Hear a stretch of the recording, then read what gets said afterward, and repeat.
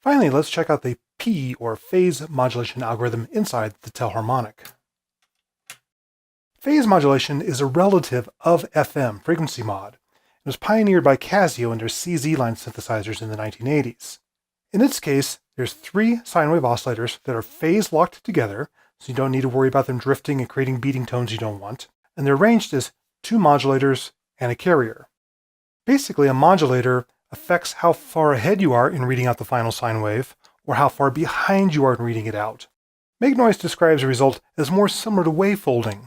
To my ears, I always thought the CZ sounded just more analog than the digital sound of the Yamaha DX series. It's a very easy algorithm to control. Let's play around with it a little bit.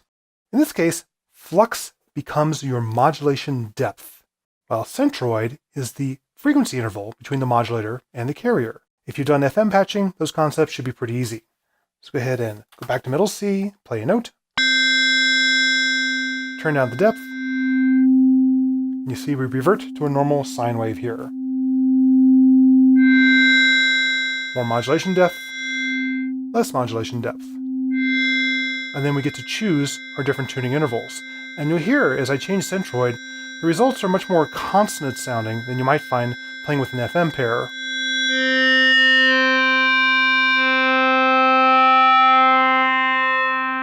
Different harmonics are focused on. It's not too dissimilar from the harmonic algorithm in sound.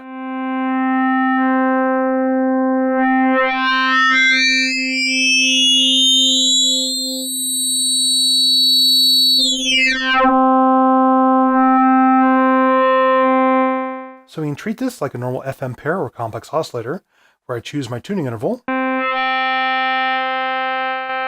Something vocal-like that one, and then envelope the depth. Now again, flux works backwards from the way I expect it to. Full voltage, or full clockwise, is no depth, the minimum amount of modulation, whereas 0, full counterclockwise, is maximum modulation. So again, we're going to need to bring our utility mixer into play here. Now, I'm using a Roland 540, which does have an inverted output on its envelope. I'm going to pretend that you do not have an ADSR that's quite so nice.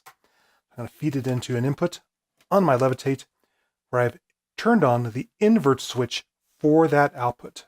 That's why it will go red as the envelope goes through its life. I'm going to turn down my bias offset voltage for now, just so you can hear things as they progress. Let's go ahead and take the output of this mix, it's the bottom 4 inputs on the levitate, and take it to my flux input. This knob changes roles and now becomes an attenuator. I'll turn it up all the way since I'm doing my mixing over here. Still no effect because this is just doing a negative envelope. Let's go ahead and add in some bias voltage. So I get positive voltage, pushing the flux control up, reducing the modulation depth. Again, it's backwards, but this is why you have utility mixers. See, I'm back to a sine wave there. Now my envelope, inverted and offset, just give me that typical FM sound.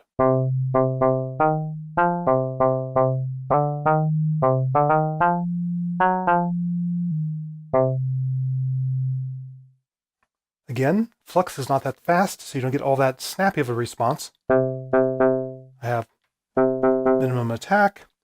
I have this set to its fast response on the envelope. Still a little bit of a squeak or boink there at the start of the sound. Now we can also play with centroid during the life of a note.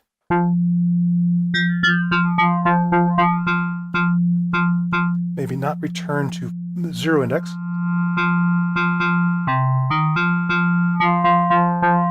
And I make that a performance control, or hook up another envelope to it.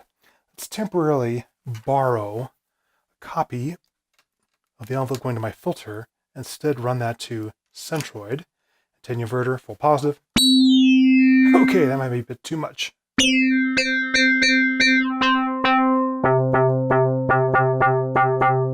Yeah, that's a little bit more interesting of a bark that sound. And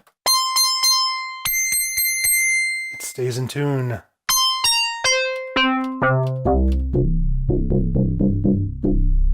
Nice bass if it was only louder. Let's go ahead and overdrive the Moog. You can hear that slightly clipped sound if you like it. Filter it down.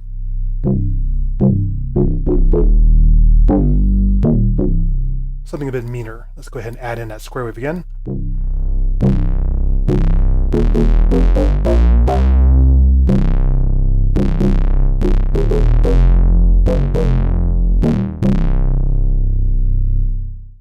And you can do the other tricks we talked about, including FMing this oscillator if you want to have even more fun with it. Let's go ahead and patch, the sawtooth output back through my VCA again, since this will act as my attenuator. Take its output, come back into my FM input here. Let's go ahead and just crank up the level. Open up the filter, turn the mix just to this module.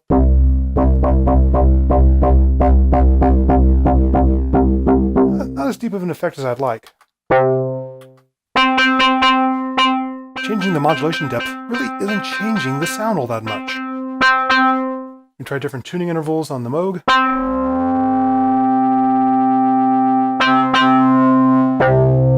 There we get something into the sound.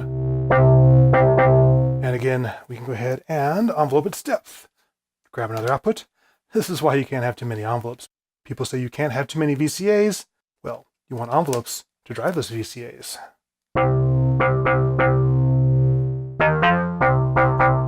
Nice little sound. Maybe a little lacking in high end, even with the filter all the way open.